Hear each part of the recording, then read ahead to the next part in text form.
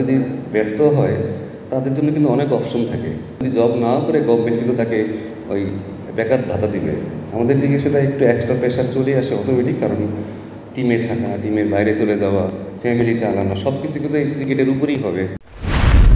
আসলেই কি ভবিষ্যতে সংসার খরচ জোগানোর ভাবনা তাড়া করে বেড়ায় জাতীয় দলের ক্রিকেটারদের? কতটা যৌক্তিক কোচ সালাউদ্দিনের এই দাবি? চলতি বছরের 10 মার্চ নতুন বছরের কেন্দ্রীয় চুক্তির তালিকা প্রকাশ করেছে বাংলাদেশ ক্রিকেট বোর্ড। সেখানে এ+ ক্যাটাগরির একমাত্র ক্রিকেটার তাসকিন আহমেদ। বিসিবি থেকেই তার মাসিক পারিশ্রমিক ধার্য 10 লাখ টাকা, অর্থাৎ বছরে তিনি বেতন পাবেন মোট 1,20 লাখ টাকা। এ ক্যাটাগরিতে থাকা লিটনের বাৎসরিক বেতন 96 লাখ টাকা। বি ক্যাটাগরিতে থাকা মুমিনুল, তাইজুল সহ মোট 7 ক্রিকেটারের পারিশ্রমিক 6 লাখ টাকা করে। তাদেরও বাৎসরিক আয় দাঁড়ায় 72 লাখ টাকা। আর বছরে 48 লাখ আয় করবেন সি ক্যাটাগরিতে থাকা সাদমান সৌম্য সহ 8 ক্রিকেটার। এ তো গেল শুধুমাত্র বিসিবির কাছ থেকে পাওয়া বেতন, সাথে আরো রয়েছে ম্যাচ ফি। দলের অধিনায়ক পান বাড়তি অর্থ।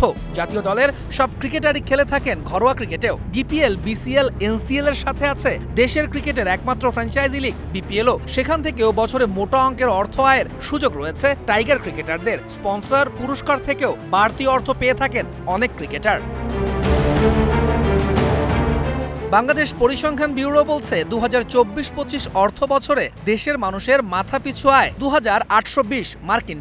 টাকার হিসেবে যা দাঁড়ায় 3,39,221 টাকা। সেখানে কেন্দ্রীয় চুক্তিতে থাকা বেশিরভাগ ক্রিকেটারের আয় এর চেয়ে 16 গুণ বেশি। এরপরও ক্রিকেটারদের খারাপ খেলার পেছনে সালাউদ্দিনের যুক্তি কতটা প্রাসঙ্গিক? বাইরের দেশের একটা ক্রিকেটার যখন ক্রিকেট খেলে, অস্ট্রেলিয়া বলেন মানে ইংল্যান্ড বলেন, তারা জিনিসটাকে অনেক এনজয় করে, ফান করে, এবং তারা যদি ব্যর্থ হয় তাদের জন্য কিন্তু অনেক অপশন থাকে। তারা অন্য একটা জব করতে পারবে, তারা যে কোনো জবই করতে পারবে। আর যদি জব না করে গভর্নমেন্ট কিন্তু তাকে ওই বেকার ভাতা দিবে। আমার দেশের ক্রিকেটারদের কিন্তু এই অবস্থা না। আমাদের দিকে সেটা একটু এক্সট্রা প্রেশার চলে আসে অটোমেটিক, কারণ টিমে থাকা, টিমের বাইরে চলে যাওয়া, ফ্যামিলি চালানো সব কিছু কিন্তু এই ক্রিকেটের উপরই হবে। এই ছেলেরা কখনো যে বাইরে হয়তো কোনো চাকরি করতে পারবে না। তো ক্রিকেটটাই তাদের সব, এখানে স্বাভাবিকভাবে আপনাকে একটু এক্সট্রা প্রেশার চলে আসে।